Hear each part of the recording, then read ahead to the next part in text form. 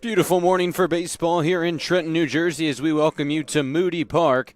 The Trenton Generals hosting the Bergen Metros here for a late morning doubleheader here at Moody Park. Pleasant good morning, ladies and gentlemen. Corey Miller here with you, with Anthony St. John dealing to the Metros leadoff hitter Michael Taylor to begin the first of a two-game doubleheader here this morning. The undefeated Trenton Generals looking to stay that way against the 6-3 Bergen Metros. Trenton 10-0 after a 7-6 win against this Metro squad Thursday night, and have yet to lose a contest in ACBL play this summer. St. John ahead in the count as Michael Taylor pops that one up. McNally at first base making the grab for out number one. You see one fielder there for the Generals. Let's get a look at the rest of the field behind St. John. Ferry, DeClerico, Cole, that's left to right in the outfield.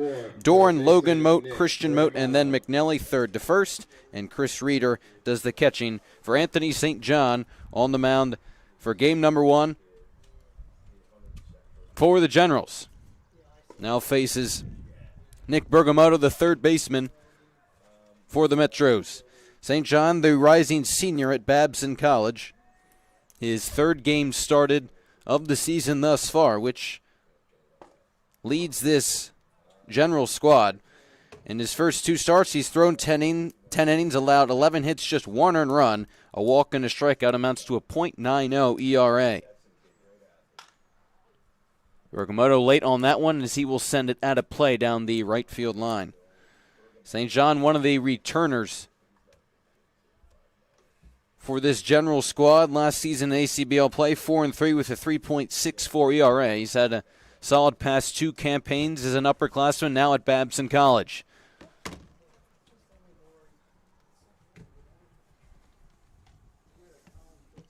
Bergamoto thus far has had a solid ACBL campaign, 13 hits and 30 trips to the plate. That's a .433 average. He's also popped 2 home runs and driven in 6. Comes up empty on that hack. Reeder will pick it up and complete the play 2 first, 2 up and 2 down for Anthony St. John to begin the top half of the first inning. Number 19, right fielder, Jake Lutz. That brings up Jake Lutz, the right fielder for the Metros, followed by Matthew Stork, the left fielder. Richie Partridge playing first base, hits 5th. James Keating, the center fielder, hits 6th. Batting 7th, the catcher, John Corallo. Lorenzo Miola, shortstop, hits 8th. And Brandon Shanley, the designated hitter, rounds out the starting lineup for the Metros, who have lost 2 straight against this General squad after starting 6-1. The Metros came into the series against the Generals in second place in the ACBL standings, but after 2 straight losses, now sitting third behind the Matrix, who are 5-1. Lutz ahead in the count, 2-1, 11 hits and 31 trips for him so far this summer in 9 games played, hitting .353, 55 that is. He's been one of the better Metros hitters thus far. He's also drawn a free pass and stolen 4 bases. St. John in danger of walking him here. That pitch misses low. It's a 2-out walk for Jake Glotz, and the Metros have a runner on with 2 away. Number 34, left fielder, Matthew Stork.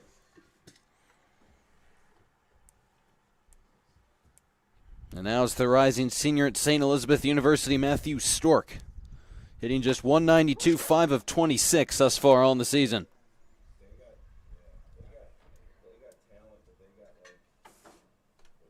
With Lutz on at first, that pitch bounced foul, quickly 0-2. St. John this past spring at Babson College started 8 games and 10 total appearances through 2 complete games in just over 62 innings, a 3.61 ERA. Again, making his 3rd start of the summer on the mound this morning, that is, for the Generals. Lutz takes off for second, pitch misses outside, and the throw down to second, not close in time. And it's a stolen base for Jake Lutz.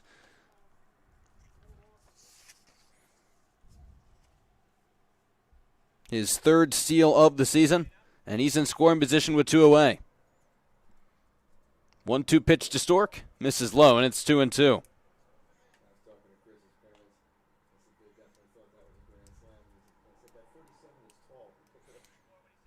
That game Thursday night between these two squads at the Metro's home park. Back here at Moody Park, that pitch caught on and miss. Strong finish to a strong first inning for Anthony St. John. Strands the runner at second, strikes out a pair. We move ahead to the bottom half for the first. It's the Metro 0 and the Generals coming to bat.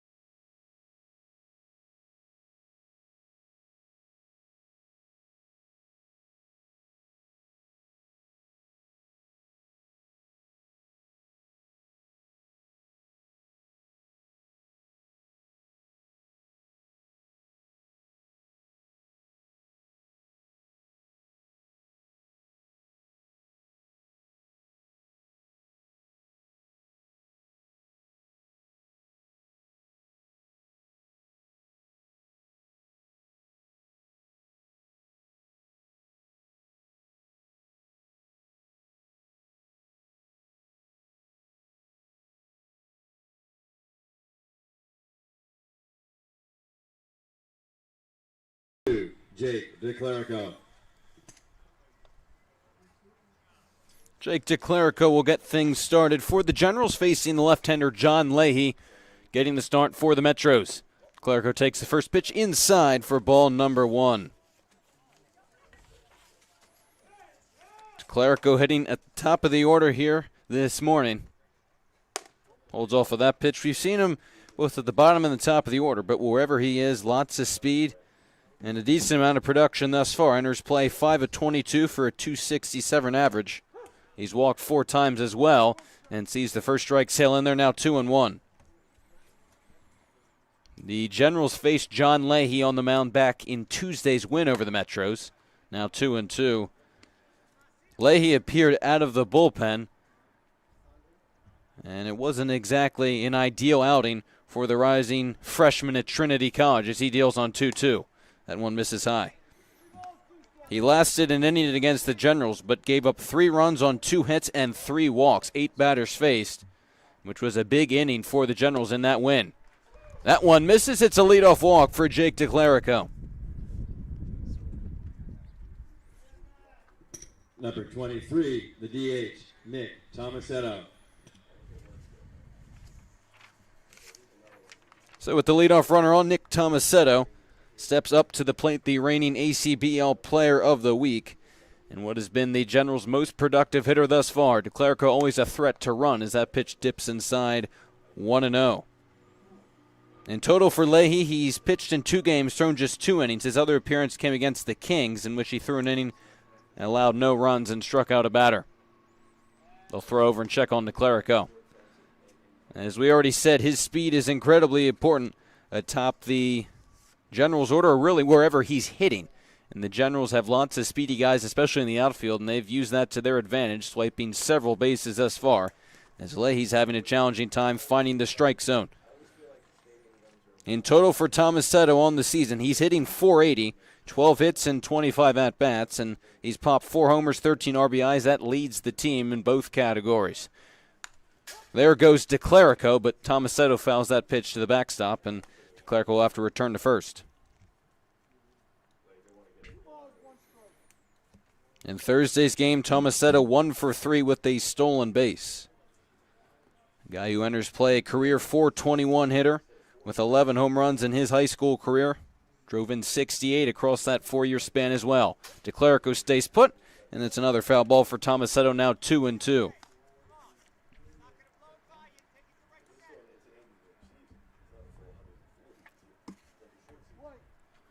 He was the best hitter in the whole ACBL last week, trying to carry that over into another week for the Generals, looking for their 11th win.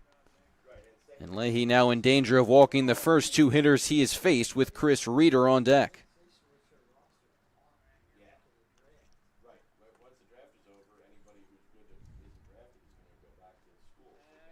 They have DeClerico picked off now in the rundown. Miola will throw it back to Leahy. DeClerico hustling back to second. The fake by Leahy, and then we'll toss it off to Taylor, who will tag DeClerico for the first out in the bottom half of the inning.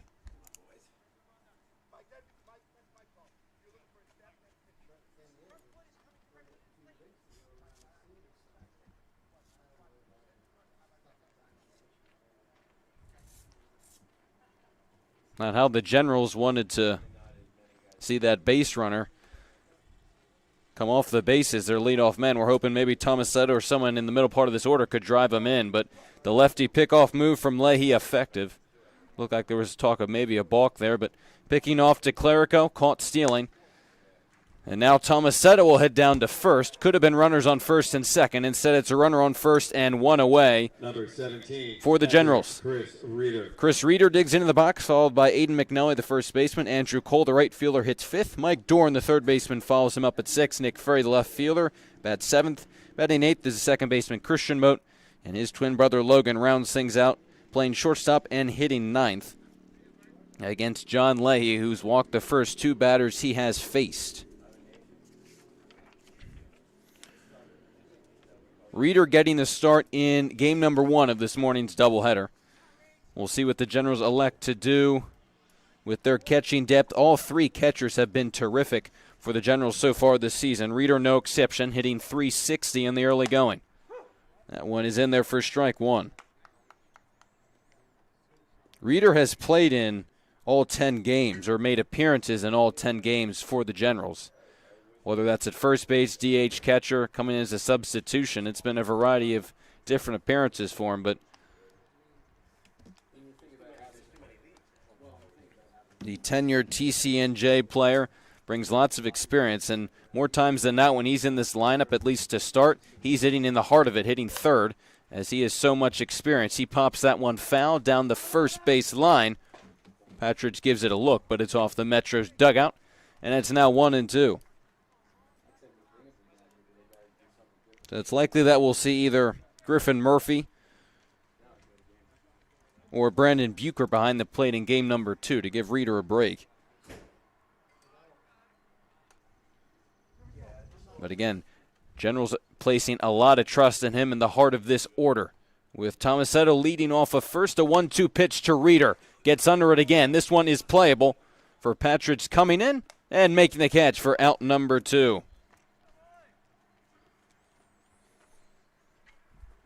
As we take a look at the Metro's defense behind Leahy. Stork, Keating, Lutz left to right. Bergametto, Miola, Taylor, Patridge third to first, and Corallo does the catching for John Leahy, who's trying to get out of the bottom half of this first inning unscathed, with Aiden McNally now stepping up to the plate. Tomasetto takes off, and this time Leahy's going to be called for the balk. So Tomasetto advancing to second on the balk. The Generals were hoping for a balk call on that pickoff attempt on DeClerico earlier on, but they get it right here, and now a runner in scoring position for McNally.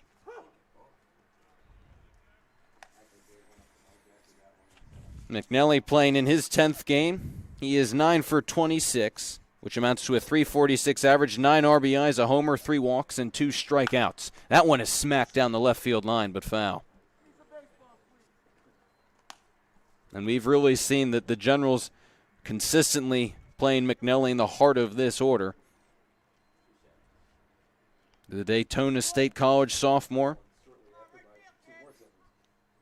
Really hoping that that power begins to kick in. Easier said than done at this deep dimensions at Moody Park. Smoked into the hole and through for a base hit. Rounding third is Tomasetto. He will score from second. It's an RBI single for Aiden McNally, and the Generals jump out in front. It's 1-0.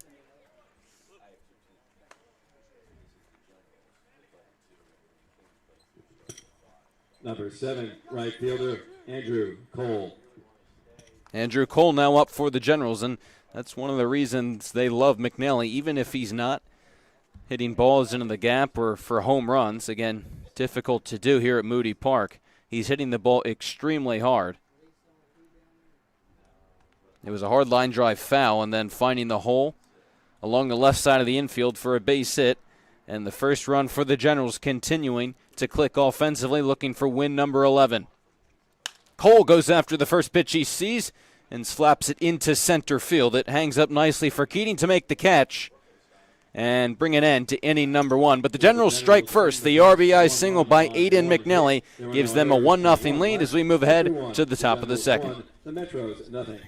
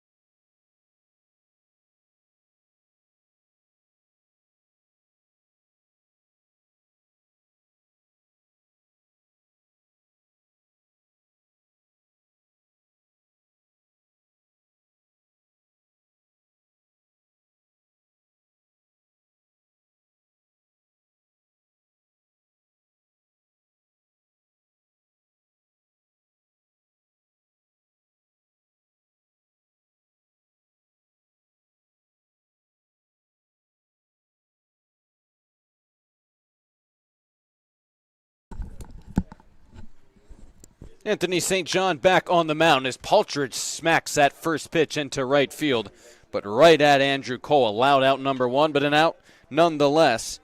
St. John back to work with his team now up 1-0 after the RBI single by Aiden McNally in the bottom half of the first inning.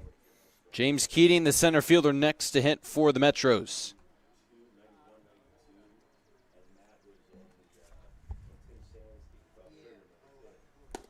Who faces St. John, who, at least early on this season, seems like he's perhaps the Generals' most trusted starting pitcher. Again, this is already his 3rd start of the season, which leads the team. And all 3 of his starts have come during these Saturday games. He was the Generals' first starter of the season all the way back 2 weeks ago for the first game of the season against the Kings. 1-2 pitch is in there. Or now it's 1-2, I should say, as that 1-1 pitch was in there. But St. John has, just like Chris Reeder, who's catching him, plenty of experience both in the ACBL and in college ball. That pitch is lined up the middle, and it's a 1-out base hit for James Keating. First hit of the morning for the Metros. Number 20, the catcher, John Carollo. And now Carollo, the catcher, steps up for the first time this morning.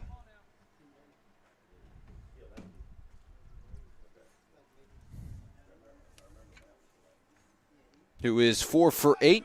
As the runner takes off, that pitch is squared up the middle. Moat flits to his brother for one. Back to first in time for a beautiful 6-4-3 double play. Moat to McNally. And quickly the side is retired after the 1-out base hit.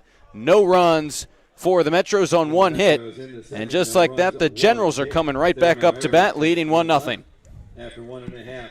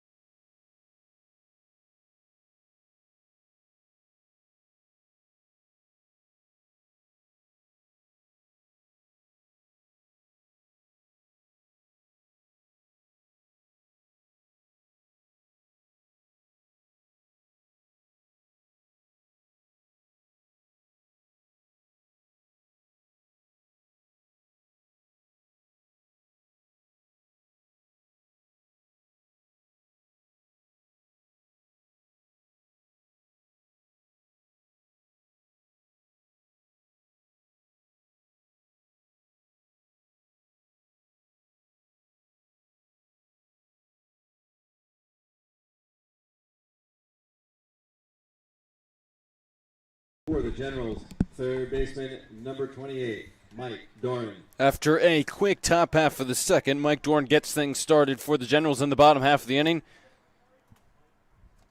Facing John Leahy on for his second inning of work, surrendered the one earned run in the bottom half of the first on McNally's RBI single. Doran heading into his sophomore campaign at TCNJ this summer. He is 3-for-18, 167 average in 7 games played. He goes after that pitch and flies it into right center field. Hustling after it is Keating, and he'll give way to Lutz then in right, who makes the catch. Good contact by Doran, but can't find any green grass, and now it's Nick Ferry. Number 14, left fielder Nick Ferry. Ferry and then Christian and Logan Moat to round things out for the Generals. Ferry getting the start in left field in game number 1, lefty on lefty matchup against John Leahy, whose pitch is in there for a called strike 1.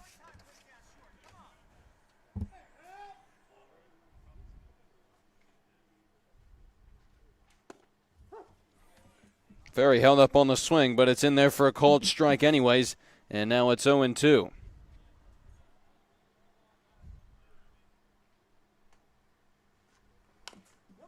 That pitch bounced foul.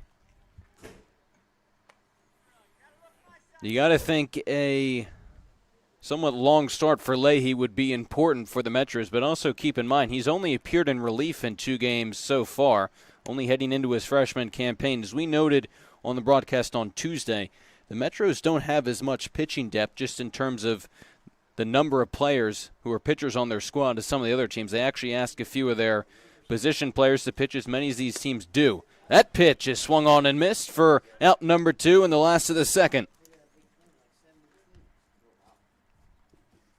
Number 4, second baseman Christian Moat. So we'll see how long Leahy can last, and what he's hoping is a strong bounce-back inning and posting a 0, but not out of it yet. Has to face Christian Moat getting the start at second base. It's part of that great double play done in the top half of the inning.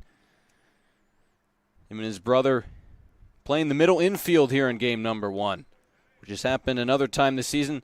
We've seen a few times where one game Christian's gotten the start and the next Logan's gotten the start, or vice versa.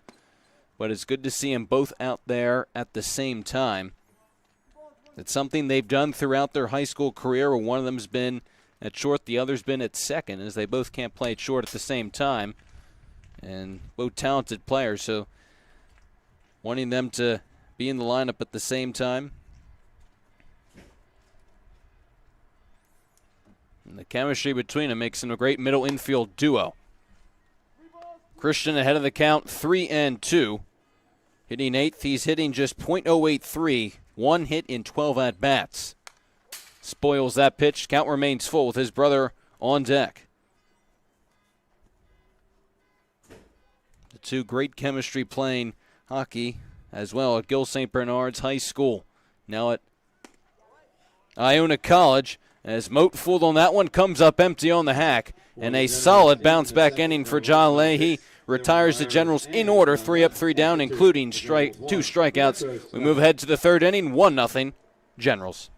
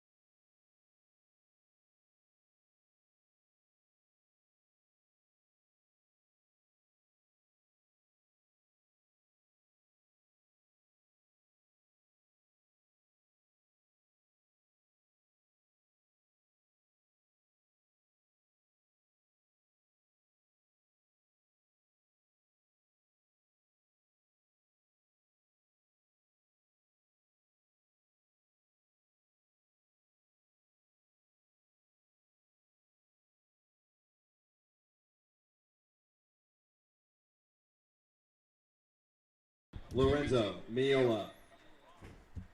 Top of the third inning set to get underway in game one of the seven-inning doubleheader between these two squads, and it's Lorenzo Mayola grounding the first pitch too short. Moat gloves it, and the throw to first beats Mayola for out number one. One pitch, one out for St. John. Number 25, the DH, Brendan Chanley. So Mayola can improve on that 241 batting line, and it gives way to Brendan Chanley, the incoming freshman at Brown University. Takes that first pitch to a strike. What's interesting about Chanley is that he's listed as a pitcher on the Metro's roster as he squares that one up down the left field line. Hustling after it is Ferry. He won't get it to it, but it does not matter as it lands in foul territory nonetheless. That ball was smoked off the bat of Chanley, ending up right in the left field corner. But Chanley technically a pitcher for this Metro squad, but he's appeared now in 2 games as a hitter, and he's thrown only 1 game as a pitcher, and that was just an inning. Waits on a 0-2 pitch. Misses high.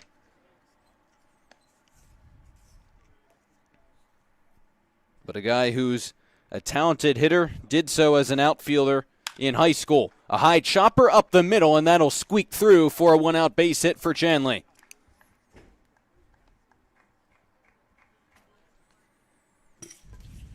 Showing his hitting prowess there. 0, second baseman, Michael Taylor.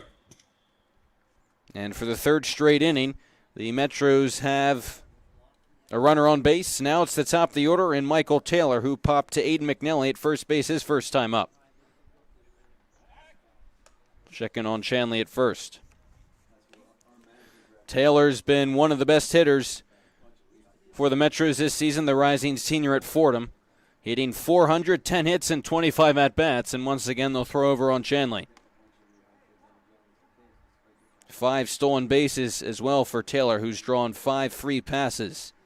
A guy who's gradually played more for Fordham over his first 3 years there. Played 35 games this year. 23 of those were starts.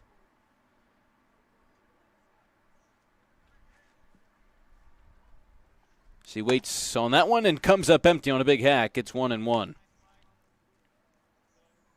20 hits for him, including a homer and 14 RBIs. One of the returners for this Metro squad, where he played in 34 games last season. That pickoff attempt almost getting Chanley, but he dives back in safely. Taylor hit .330 atop the order for the Metros last season. We talked about it on Tuesday. This Bergen squad returning a lot of players from a season ago in which they won the ACBL championship. Nice pitch on the outside corner, now 1-2.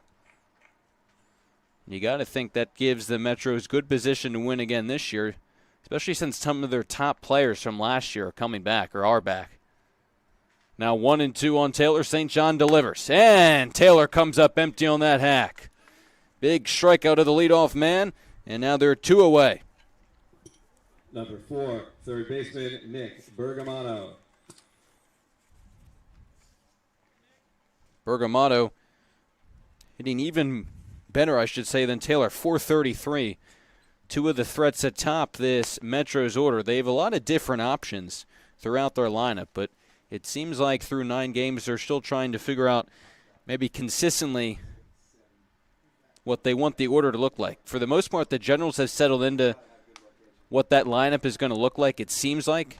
Obviously, players are going to change because you got to get guys in, and the Generals have a lot of depth, especially in doubleheaders. The lineup's going to look differently, but it looks like the Metro's still trying to kind of figure out what that lineup is going to look like consistently on a day-in, day-out basis. They have the talented hitters, but they haven't gotten production from everyone thus yet, and definitely would love a little bit more power. That pitch is smoked down the third base line. Dorn knocks it down with the glove, but no play at first or second. So a hard infield single for Nick Bergamatto, and now there's 2 on with 2 away for Jake Lutz. Number 19, right fielder, Jake Lutz. Lutz will be a junior in the fall at William Patterson University, and he's one of the guys who's struggled thus far, hitting just .105. As that pitch, forcing him to duck out of the way, hitting him, and good to see that he's okay as he took that one up high.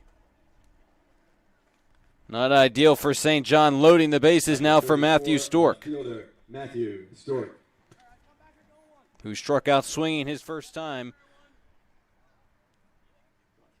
to end the bottom half of the first inning. Bases loaded, best opportunity thus far for the Metros. First pitch is grounded to third. Dorn stays down on it, throws across in time to get Stork. St. John escapes a bases-loaded jam after 2 singles and a hit by pitch. 3 hits now for the Metros, but they trail where it counts, 1-0, moving ahead to the bottom half of the third. The Metros, nothing.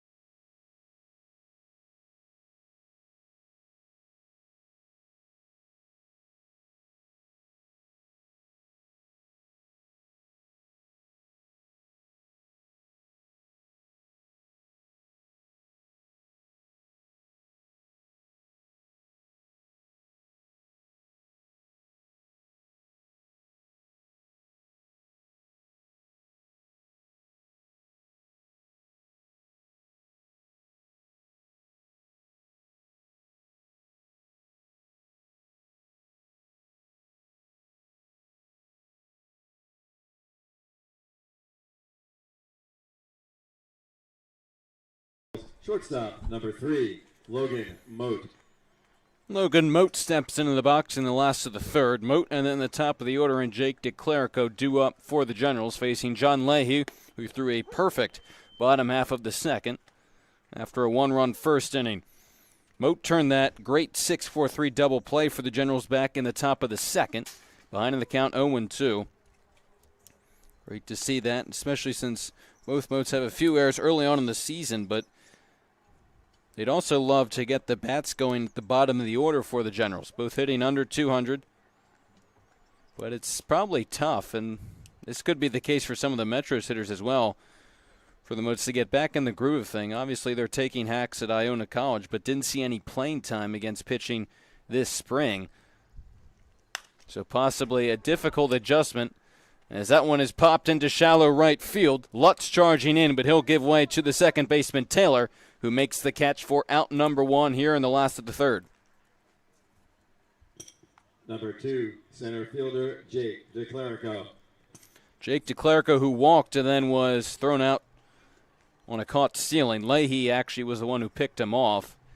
And what the Generals thought was a balk, they got one later that inning. Eventually led to a run, but DeClerico looking to reach base for the second time this afternoon.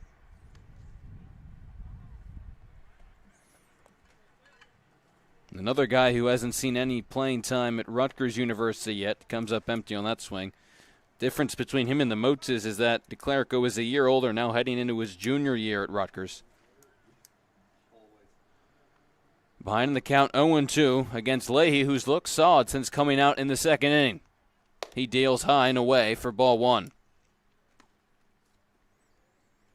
And it's been great for the Generals having, no matter who it is, whether it's Patrizzi, DeClerico, Tomasetto, a speedster at the top of the order. Someone who can both get hits and draw walks and steal bases. It's been a successful formula for this 10-0 Trenton squad so far this season.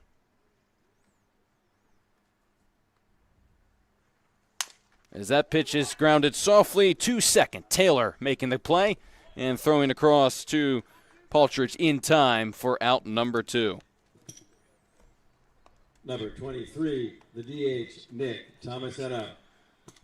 And now Nick Tomasetto next to hit.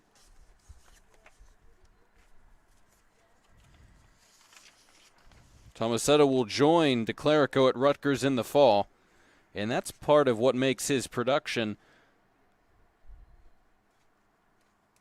almost want to say surprising, in the sense that he's been, at least through the first week of play, the ACBL's best hitter, but a guy who hasn't even faced consistent college pitching yet. He's not even in college yet, just finishing his senior year of high school, and yet he's been not only one of the Generals' best hitters, but one of the league's best hitters thus far. By the way, he has been approaching at-bats and getting hits. You'd think almost that he's a tenured college veteran by this point. He drew a walk and scored the game's only run back in the first inning. And the key question for Tomasetto is, of course, can he keep up this production consistently? A .480 average, hard to sustain, but anything close to that, the Generals would certainly take. That pitch in the dirt. Certainly normal for that kind of batting line to level off, but the way Tomasetto is swinging may not be any time in the near future. That 2-2 pitch misses, now 3-2. And the other thing about the production from Tomasetto is that it's all around. It's been getting on base, hitting for power, stealing bases, an all-around player. And that's what's been most important for the Generals. His 4 homers and 13 RBI lead the team. None of those 4 homers here at the park, though. That pitch sails high, and for the second time this morning, Tomasetto's drawn a walk. Number 17, the catcher, Chris Reeder. And now it's Chris Reeder who digs into the box after popping out his first time up.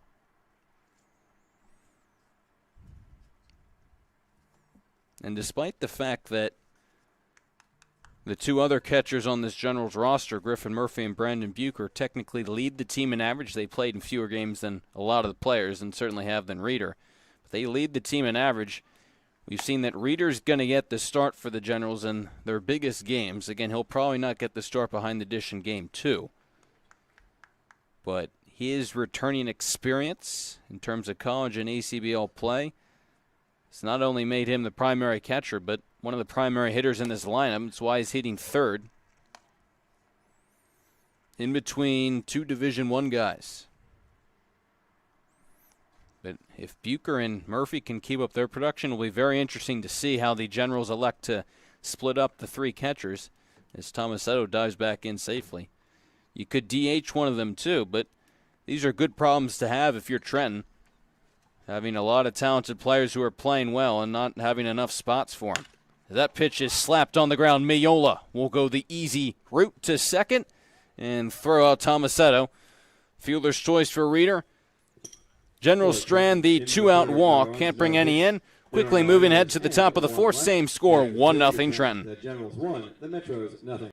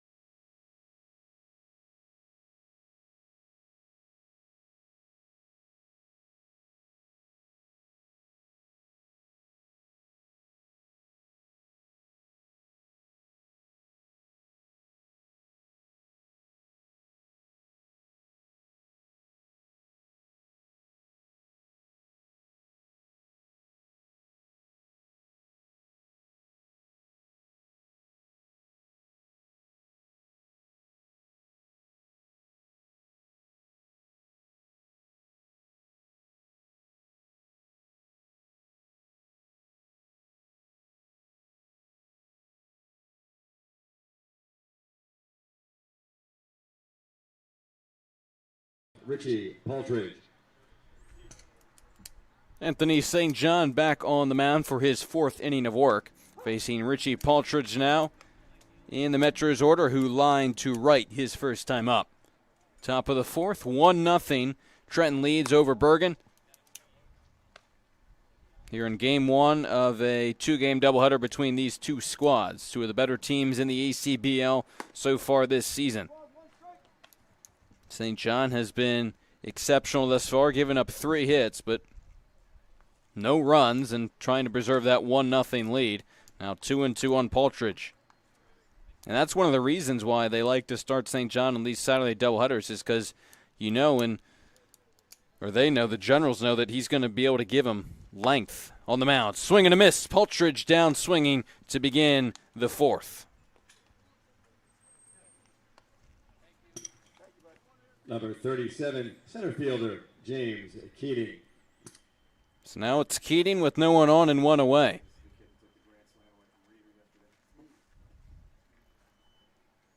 Getting the start in center, singled up the middle his first time up, and late on that pitch fouls it away. Especially in these doubleheader games where you want to conserve as much pitching as possible. The length that St. John provides, very important. A shallow fly into left center field, diving attempt by both outfielders. It falls underneath of them, and they both remain down. Keatling hustling around second. He's heading to third, as eventually coming all the way over from right field and getting it in was Andrew Cole, it looked like.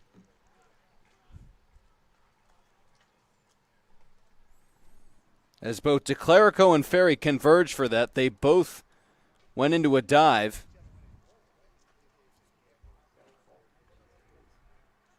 Both stayed down on the ground, and that allowed Keating to make it all the way to third.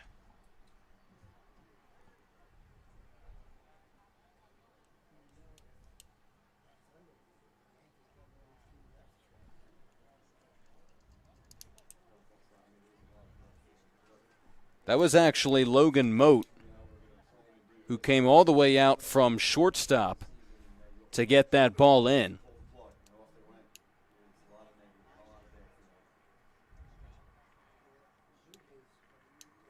And you hope that both DeClerico and Ferry are all right.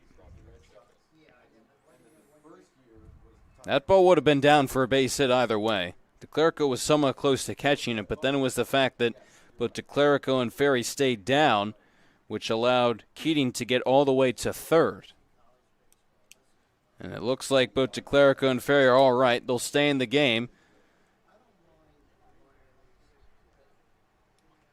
But now the Generals have the tying run 90 feet away with only one out for John Carollo.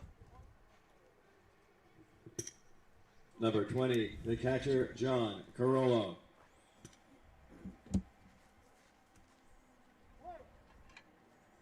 So an RBI situation for the Metro's catcher here this afternoon, who has driven in 2 so far this season. Got 1 at-bat at Pace University in the spring. Miola and Chanley to follow as the Generals will bring the infield in. Again, remember that these doubleheaders are only 7 innings.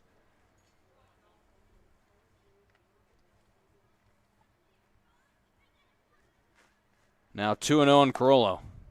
So preventing runs especially important as the Generals look to preserve this lead. Not as much time for either one of these squads. The Generals trying to remain unbeaten and improve to 11-0. That one catches the outside corner, now 2-2.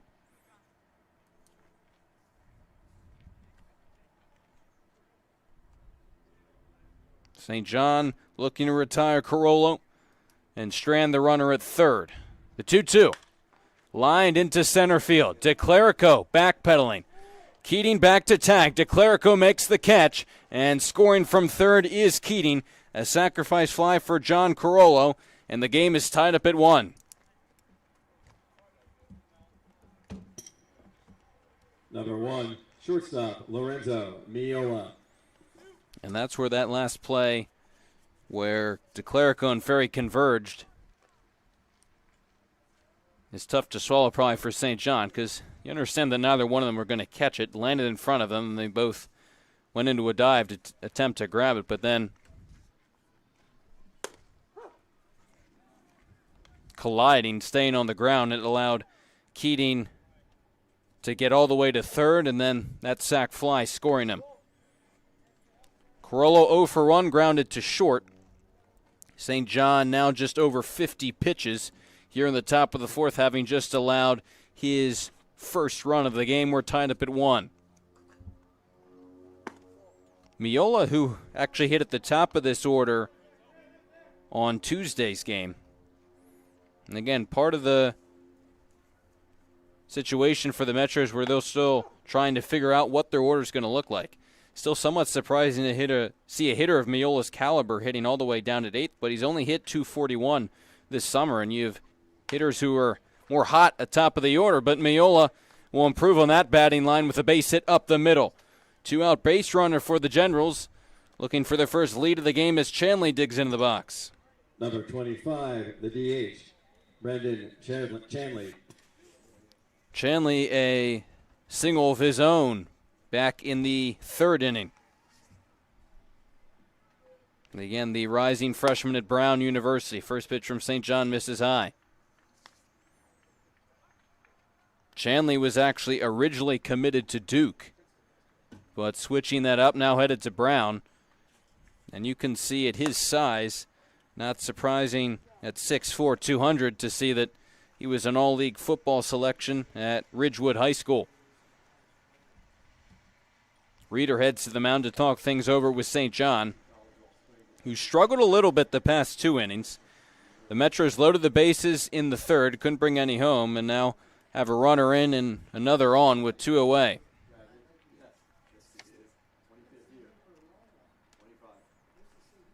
Again, Chanley, a talented outfielder and hitter at Ridgewood High School. He's now played in more games, as we said earlier, in the field than he has as a pitcher. 2 games in the field, 5 at-bats for him, now 2 hits. In only 1 game, he's appeared on the mound so far. A 1.30 ERA as they have Miola in the rundown.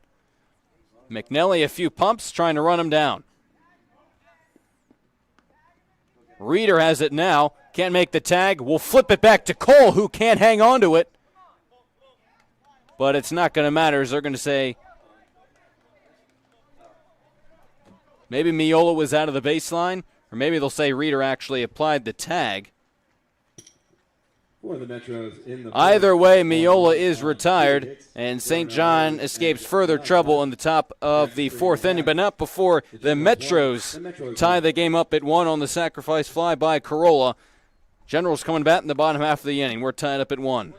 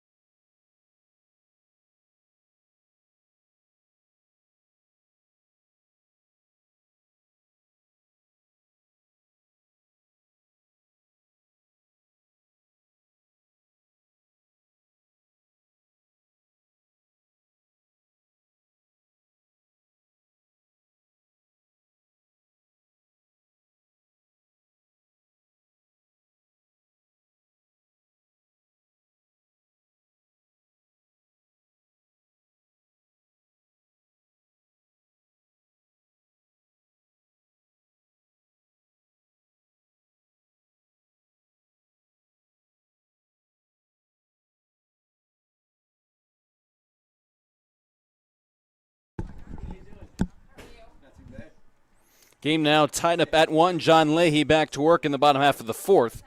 His team gave him a run in the top half, and he's settled into a groove. And after a bit of a bumpy first, hasn't allowed a run since then, but that pitch makes it all the way to the backstop.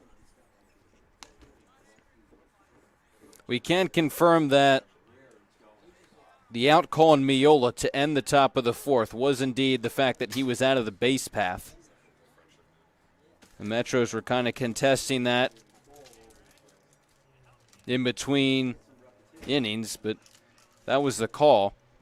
And that was a big call because if he hadn't been called out stepping out of the base path, Reeder never tagged him, and then he threw it to Cole. He couldn't hang on to the ball. But nonetheless, Miola's retired. Ended the top of the fourth, which saw the Metros score their first run. We're tied up at 1 for McNelly, who fouls that one straight back. McNelly, an RBI single back in the first.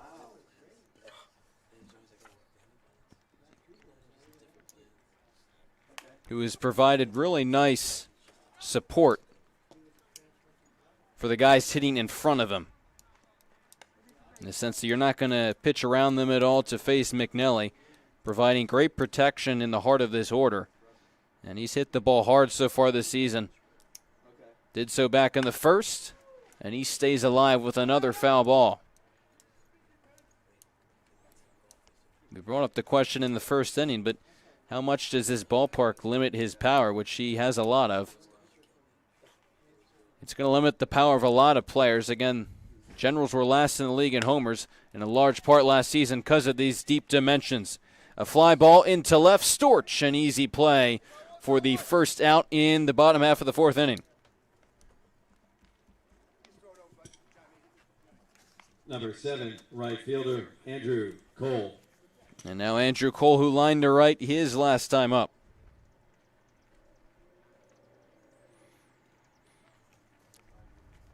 Cole, when he's played, is typically hit around 5th or 6th in the lineup for the Generals.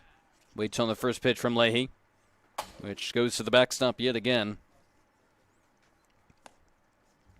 He's played in 6 games so far this season, 6 of the 10 for Trent, but part of the reason why it's not more is that the Generals have so much depth everywhere, but especially in the outfield.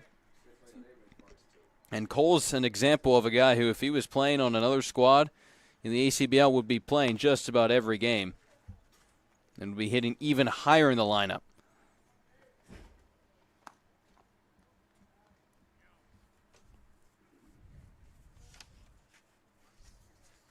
Especially as a guy who had a very solid season at Lehigh as a sophomore this past spring. The 1-2.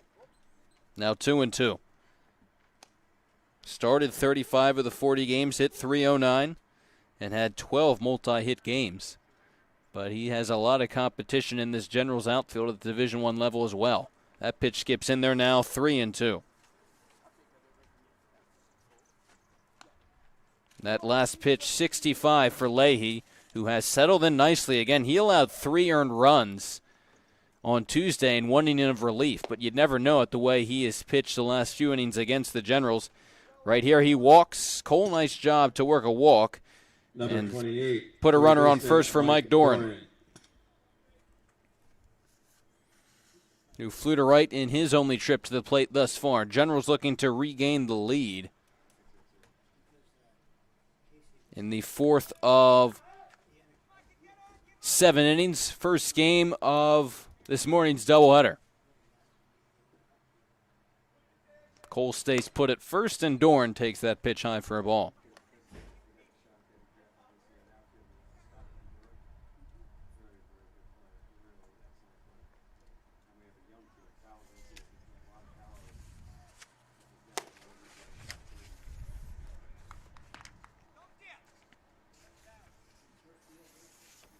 Dorn's one of the guys who the Generals would like to see producing a bit more at the plate. 167, 3 of 18.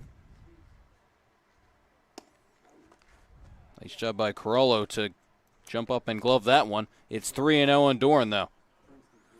Dorn played sparingly at TCNJ. Started 11 games for him this past spring, but was a terrific high school player at Allentown High School.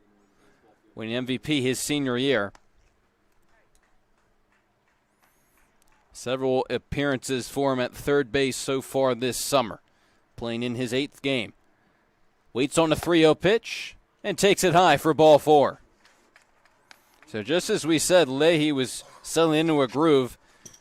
Traffic on the base pass for the Generals. 2 straight walks 14, left fielder, and an Nick opportunity for Ferry. Nick Ferry. The only lefty in the lineup for Game 1 for the Generals. He struck out swinging back in the 2nd inning. Bottom of the order looking to produce runs for the Generals, which they've been able to do fairly consistently. 1 through 9, the line has been solid for Trenton thus far. And that's one of the things that other teams have not been able to match all around. The Generals' production, with the exception of fielding, pitching, and hitting, has been terrific. They've been able to win close games. But at 10-0, we'll see throughout the summer if any team can match that production. That pitch clipping Ferry in the shoulder. Both teams hit by a pitch now as Ferry will head down to first. The bases are loaded for Christian Moat in the bottom of the 4th inning. And that sends Carollo out to the mound.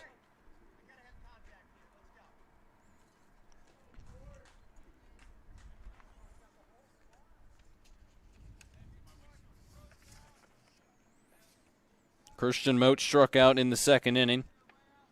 Looking for his 3rd RBI of the season. He's now 1 for 13 after that 2nd inning strikeout. The whole infield will join Leahy and Carollo on the mound. We'll see what the Metros elect to do in terms of alignment.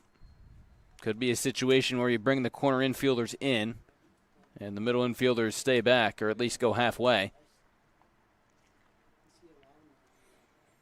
Generals looking to respond after the Metros tying the game up at 1 in the top half of the inning. Number 4, second baseman, Christian Moat. And sure enough, the entire infield will come in for the Metros. Moat taps that first pitch foul pretty far in. The middle infielders, Miola and Taylor especially a few steps in on the infield grass. So they will be coming home if it's a grounder hit to them. Part of that may be you have the bottom of the Generals order. That could precipitate that decision, or could have precipitated it. 1-1 in there, now 1-2. Generals hoping for some contact for Christian Moat with the bases loaded. 1 away here in the last of the 4th. The 1-2. Grounded to 3rd. Under the extended glove of Bergamoto. 1 run scores. Rounding and coming to the plate is Dorn. Advancing up to 3rd is Nick Ferry. And holding up at 2nd is Christian Moat. He's driven in 2. And just like that, the Generals retake the lead. It's 3-1.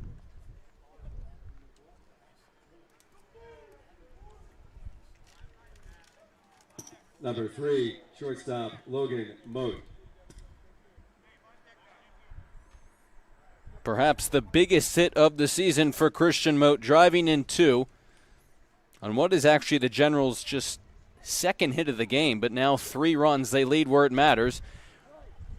2 runners in scoring position now for Logan Moat, who shows bunt, but sends it foul behind home plate. Again, that scored as a double. Would have been a very tough play for Bergamoto. Going to the backhand, and the fact that he was playing in with the bases loaded made that all the more difficult. He got a glove on it, but went into foul play, allowed 2 runs to score. Logan Moat an RBI opportunity. No bunt attempt there, and it's 1-1. Infield remaining in for the Metros, trying to snap this 2-game skid against the Generals. Top of the order on deck, and Jake DeClerico. Logan Moat hoping to follow suit with his brother with an RBI of his own. Pop to 2nd, his first time up, and now it's 2-1 on him. Nick Ferry on at 3rd, he was hit by a pitch, and then Christian Moat at 2nd, he doubled in 2. After 2 straight shutdown innings for John Leahy, in danger of surrendering some more after giving up 2 thus far. That pitch catches the outside corner, full count on Logan Moat. And it's the walks from Leahy which have come back to bite him. 2 of them this inning, and then a hit by pitch. A full count. And that pitch misses high. The third walk of the inning loads the bases once again for the Generals with the leadoff man DeClerico coming to bat. Number 2, center fielder Jake DeClerico.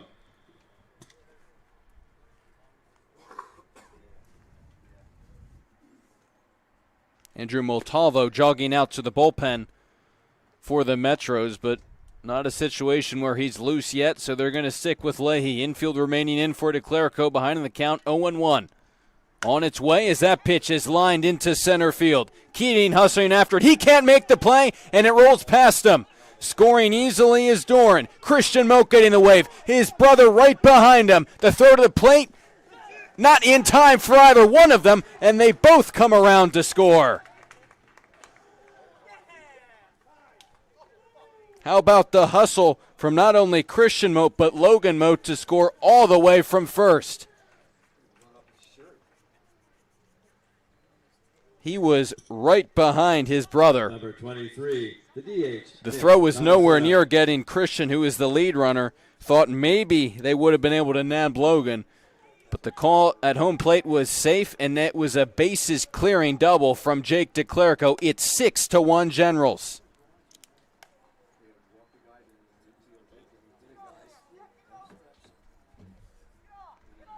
Now Nick Tomasetto, who's walked twice and scored a run.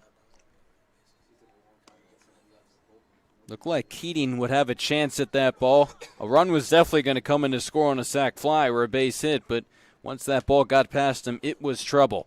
6-1 Generals after a 5-run fourth inning, and they may not be done yet. Still only one away. Again, you have to commend the hustle by Logan Moat to come all the way around from first. He was so close behind his brother that it looked like he might even pass him, which is the last thing you want to do, but tremendous hustle. He worked the walk and then scored the run. And for now the fourth time in the fourth inning, Leahy has walked a Generals hitter. Number 17, catcher Chris Reeder.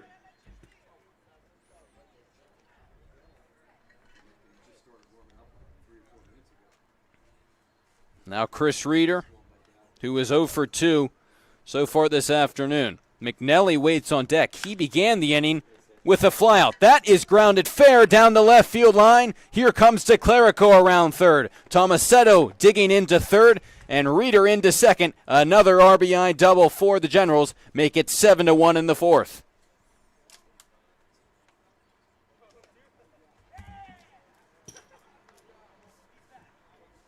Number 5, first baseman Aiden McNelly. And with that double, the Generals have now batted around here in the fourth inning. Now 91 pitches for Leahy. Again, the Metros would take him out of the game if they had anyone ready. Looks like Montalvo's warming up in the pen. And even down 7-1, the Metros once again bring the infield in. But the Metros didn't see the need to warm anyone up, considering the game was tied at 1, and Leahy had just thrown 2 shutout innings coming into the fourth. That one will squeak under Corolla, but not far enough to allow Tomasetto to come around to score. McNelly 1 for 2. Again, began the inning with the flyout. The Metros haven't recorded an out since. That pitch misses high. It is 3-0.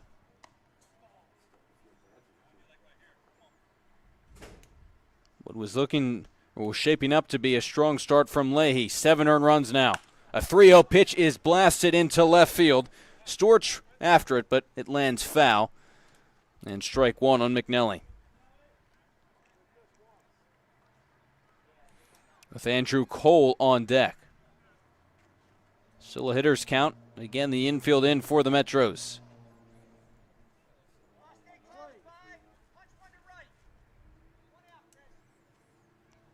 Leahy kicks and deals a 3-1. Catches his own, full count. McNelly not happy with that one. Now a full count. Leahy looking to retire him for the second time this inning. For out number 2, deals again. As McNally lines that one into center field, backing up to tag is Tomasetto, as making the grab is Keating, but Tomasetto will dive in safely for the 8th run of the game for the Generals. A sacrifice fly for McNally, his 2nd RBI of the game.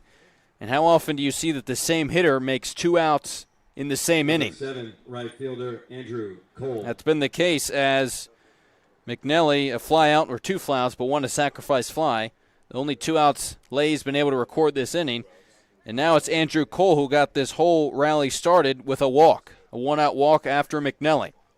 Hits for the 2nd time this inning. And fouls it straight back. Again, 7 runs in to score for the Generals. The bottom half of the 4th started 1-1. It's now 8-1 Trenton. With Reeder on at second, a high chopper to third. Charging is Bergamoto, throwing low to first, and that one off of the glove of Partridge, and rounding third and scoring is Chris Reeder. You couldn't have picked a worse time for the game's first there. A low throw to first by Bergamoto. Partridge couldn't dig it out. And finally, it looks like that'll do it for Leahy. Could have been out of the inning, but an E5 extends it.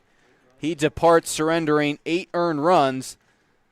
9 in total for the Generals. We'll be back with the pitching change here in the bottom half of the 4th.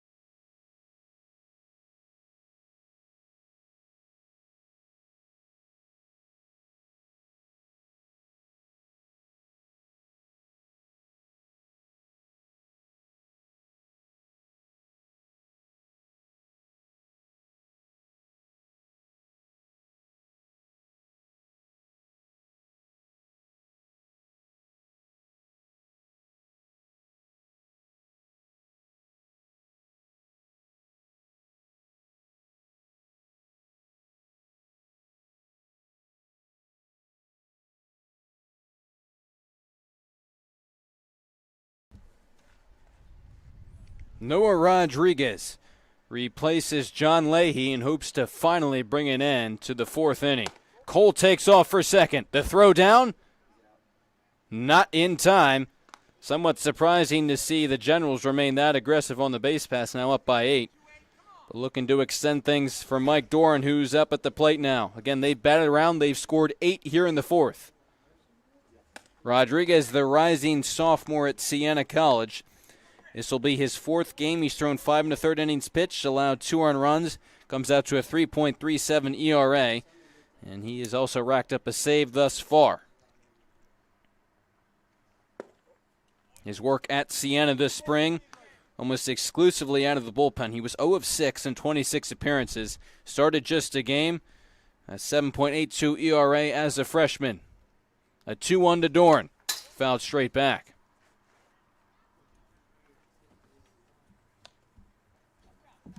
So Leahy lasts 4 2/3 innings. 8 earned runs.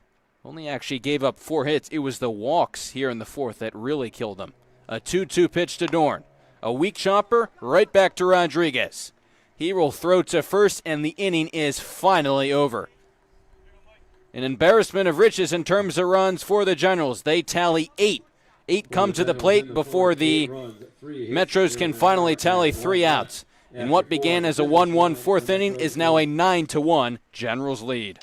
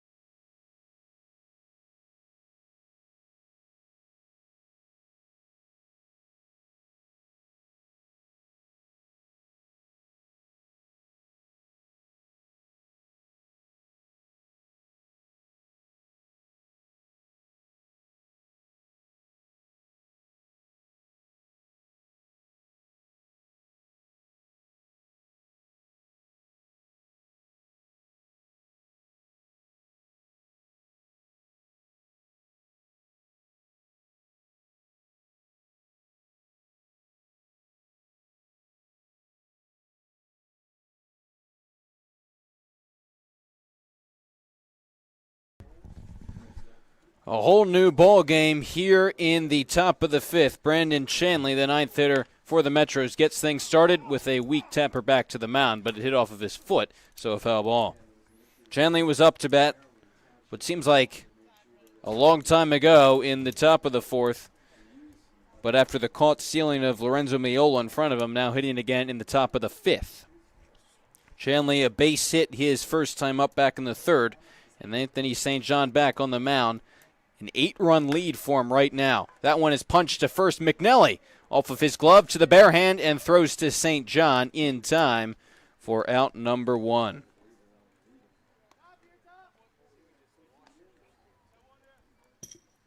Number 0, second baseman Michael Taylor. Leadoff man Michael Taylor steps to the plate now. 0 for 2 with a pop-up and a strikeout.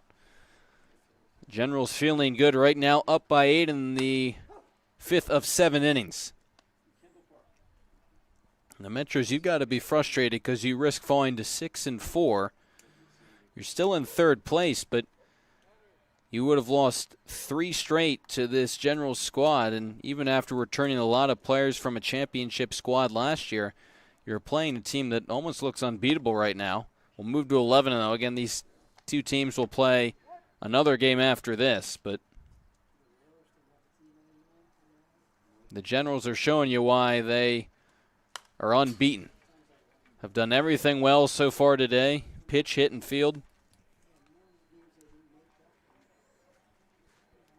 Begs the question of what the other teams in the league can do to adjust, because it seems like the Metros have the talent to possibly match the Generals. A chopper to third. Dorn steps back, throws low to first. McNelly can't dig it out. And reaching at first is Michael Taylor. A tough play for Dorn, but it's going to be an error and a 1-out base runner.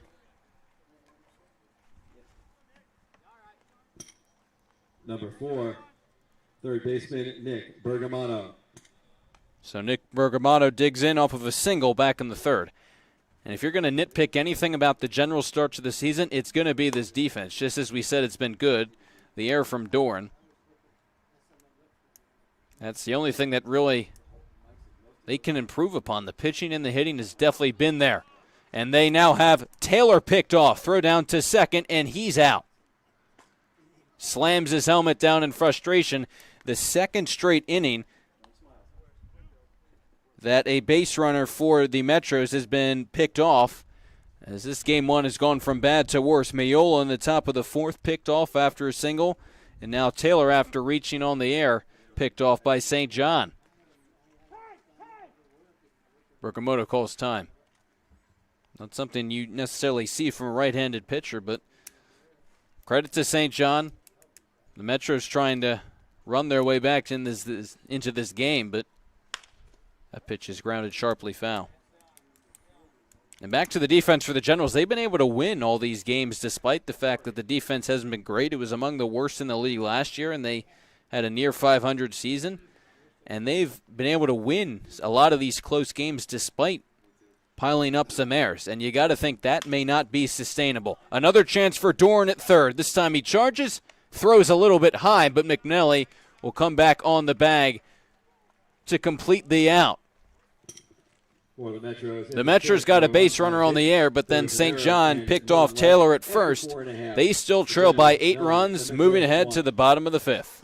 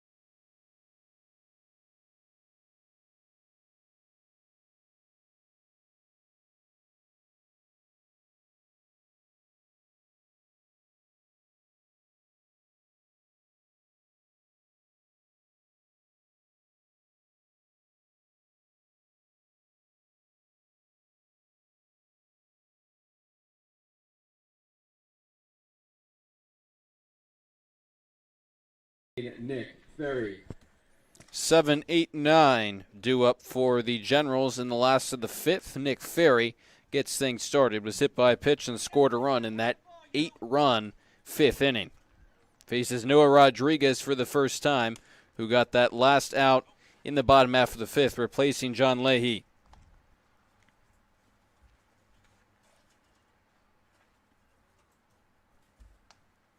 Rodriguez, the 5'11", 220-pound rising sophomore at Siena College. 1-1 on Nick Ferry. Again, a very heavy workload for Rodriguez out of the pen as a freshman at Siena. Just under 36 innings pitched as a freshman. Only one of those came as a starter. Excuse me, only started one game, that is.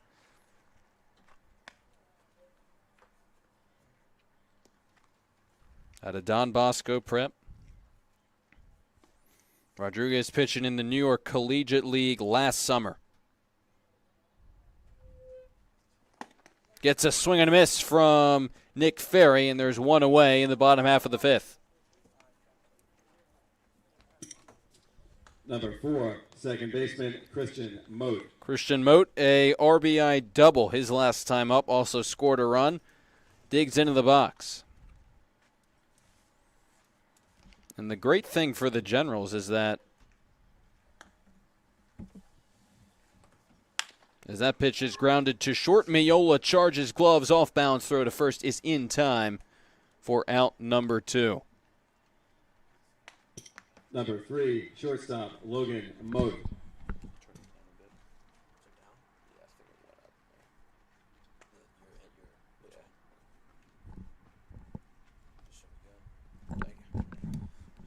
So now Logan Mote with no one on and 2 away here in the 5th. The great thing for the Generals is that they have so much depth, is that even after likely coming away with a win in Game 1, is that you have still so many guys who haven't even played that are going to come into the lineup in Game 2 that you're going to easily compete for another win.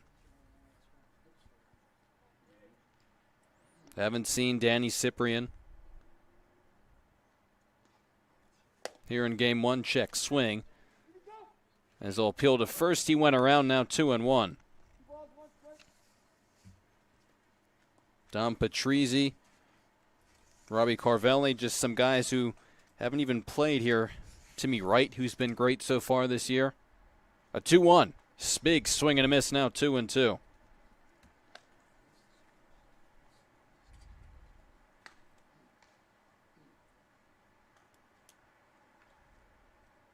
It's part of why the Generals have been so good. It's their depth. Moat comes up empty on that hack. 3 up and 3 down inning for Rodriguez in his first full inning. Generals down in order, moving ahead to the top of the 6th. They lead 9-1.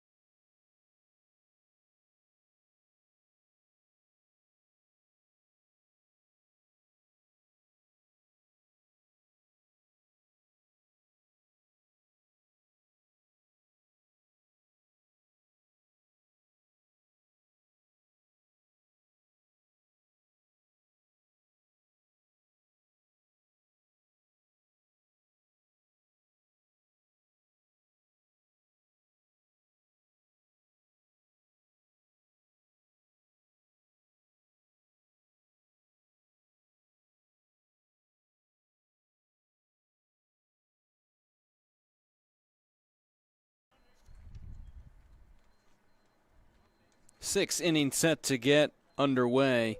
Here with a new pitcher for the Generals. The left-hander Shane Sachs replaces Anthony St. John, who threw another terrific outing in his 3rd start of the season. First pitch to Jake Lutz is in there for strike 1.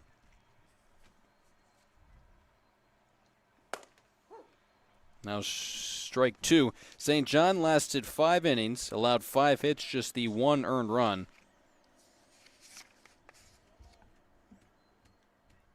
St. John in total just 2 earned runs so far this season. As a swing and miss there from Lutz, and Reeder completes the play at first. St. John 15 innings pitched now, just 2 earned runs. Improving on that .90 ERA. Number 34, left fielder Matthew Stork. Here is Stork, who is 0 for 2. Sachs making his 3rd appearance of the season, all been in relief. 4 2/3 innings pitched, 6 hits, and 4 earned runs. Amounts to a 7.71 ERA for him so far this season, rising sophomore at FDU.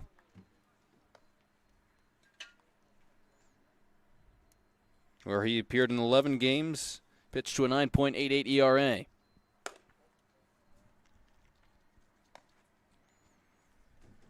And again, St. John, terrific. Anytime you can give your team 5 innings, especially in these 7-inning games, it really makes it easier on the bullpen. And these should be 2 fairly unstressful innings for Shane Sachs with an 8-run lead. And the way St. John is pitching, you got to think he's going to continue to get the starts in big games for the Generals. 2-1 pitch, slap foul.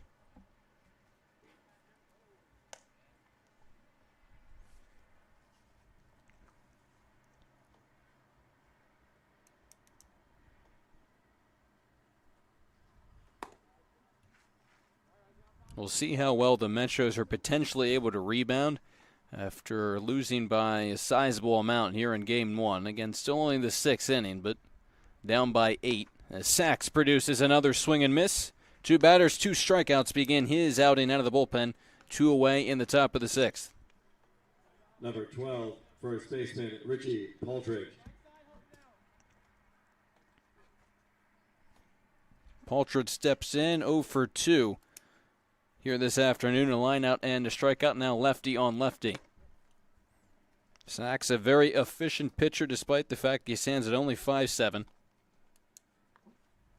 Obviously not the biggest guy, but someone who's really efficient, really accurate, and a smart pitcher all around.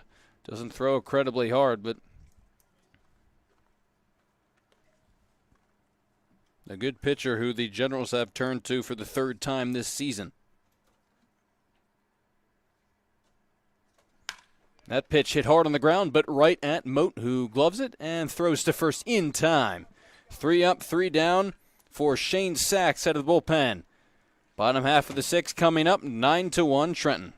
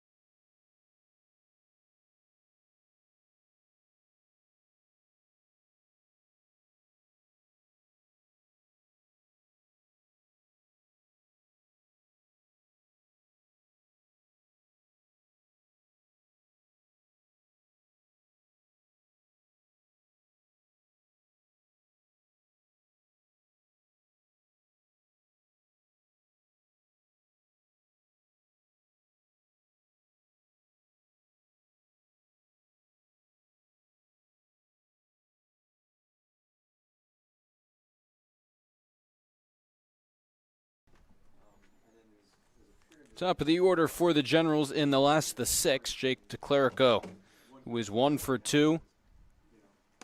A bases clearing double, drove in 3 runs in as part of that 8-run 4th inning. Also a walk and a ground out for the Generals' leadoff man as he faces Noah Rodriguez for the first time here this afternoon.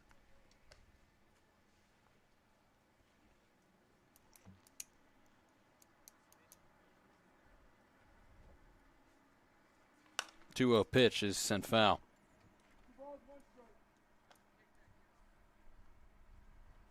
The good news, at least for the Metros, is that even though you've allowed 9 runs, you're not going to have to burn through a ton of pitching. You knew all along that you're likely going to have to use 2 pitchers anyways. Just look at the Generals only allowing 1 run, and they're going to use 2 as well. So you knew all along that Leahy probably wasn't going to give you 7 innings pitched. Thought maybe they'd get him through 4, so more on Rodriguez, but he was going to come in regardless. DeClerico with the fly ball into right, but tracking that one is Lutz, and there's 1 away. Number 23, the DH, Nick Tomasetto. Tomasetto, 3 walks on him so far here this afternoon. He scored twice, including back in the 4th inning. And that speaks to his all-around production, as we've seen throughout this season. Even if he's not getting base hits, he's still getting on base.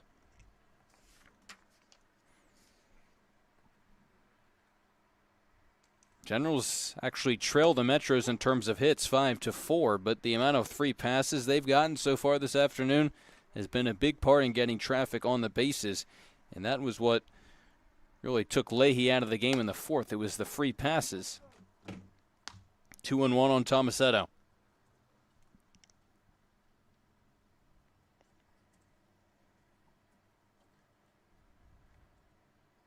Rodriguez throws the 2-1 low. And now Rodriguez quite possibly could draw his 4th pass of the afternoon.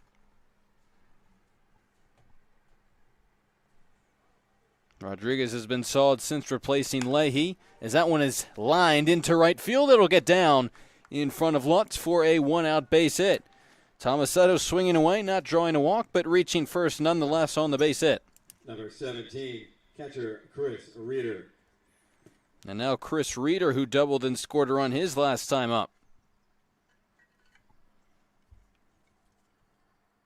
Now the frustrating part, and there's a lot of frustrating elements of this game for the Metros, but part of it is that in the 2 previous games against the Generals, they've been fairly close, especially Thursday's 7-6 win, as Reeder sends that pitch foul down the right field line. So even though you're not picking up wins against the Generals, you're at least playing competitive close games against them. At least in game 1 of this doubleheader, you're going in the wrong direction. 9-1 on the back of an 8-run 4th inning. Again, still an opportunity to not only play a close game, but at least win one and salvage 1 game of 4 against the Generals here in the series for the Metros in game 2. As Tomasetto takes off, Reeder takes a ball, and the throw down to second is not going to be able to nab Tomasetto. Stolen base for him, and he's in scoring position with 1 away.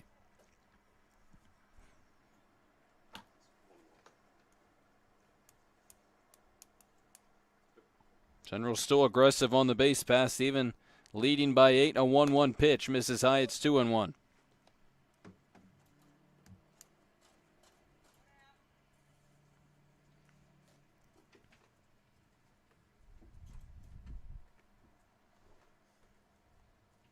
Reeder looking for his 2nd hit of the day. Takes that pitch low. Again, the walks have been the problem for the Bergen pitching here this afternoon. Rodriguez has been able to limit them thus far, but fell behind to Tomasetto, which led to a base hit. Deals on a 3-1 pitch. Reeder blasts that one into left field, but that pitch is up, and that pitch is gone. Chris Reeder getting a hold of that one. A 2-run shot. The dimensions of Moody Park not able to hold that one. And now at an 11-1 lead, that'll do it here in game 1.